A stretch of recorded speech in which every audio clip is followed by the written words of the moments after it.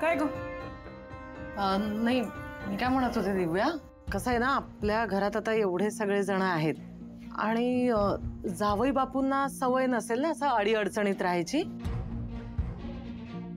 तर तुम्ही दोघं हॉटेलमध्ये जाऊन राहता का? बापरे, म्हणजे परत खिशाला कात्री. नाही नाही काकू, हो टेन्शन कशाला घेताय? मी इथे खाली झोपेल. शेवटी हेही आपलंच घर आहे ना. आता कुठे बाहेर जात बसायचं? बाहेर गेले तर आशूशी बोलता येणार नाही आणि शिवात सगळ्यात पुढे पुढे करेल.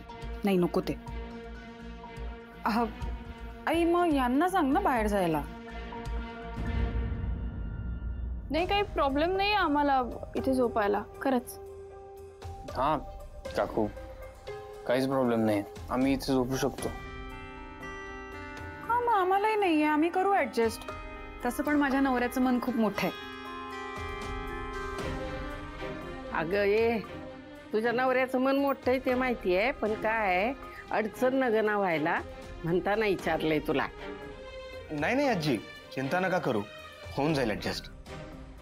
ठीक आहे, आता तुम्हाला चालणार असेल, काही अडचण नसेल तर आम्हालाही काही अडचण नाही. वंदे, चल लवकर जाऊन झोपूया ग. अगं आशू लेकराला झोप येते. बरं, मग असं करूया का, शिवानी तू आणि जावई बापू तुम्ही आतमध्ये झोपा, आम्ही सगळे बाहेर झोपतो.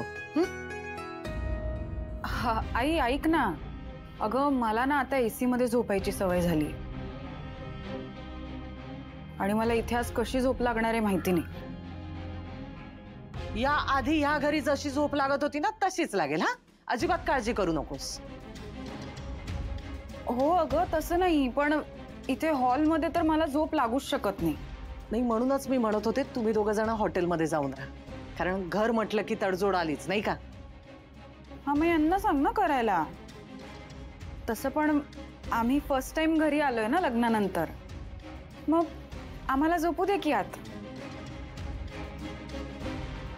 अगं पण नाही, काही प्रॉब्लेम नाही आहे, खरंच.